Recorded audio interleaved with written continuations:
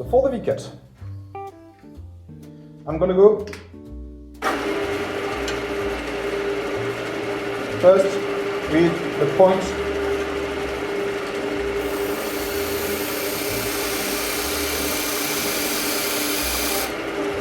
as far as I can get, and then I'm gonna go with slight angles, engaging the point, riding the bevel, engaging the point,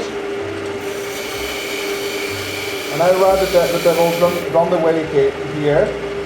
Same thing the other way.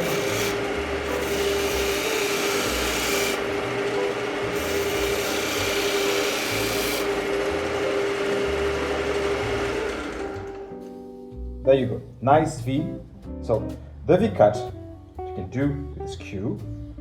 Just ride the bevel of your skew while you engage the point first, right?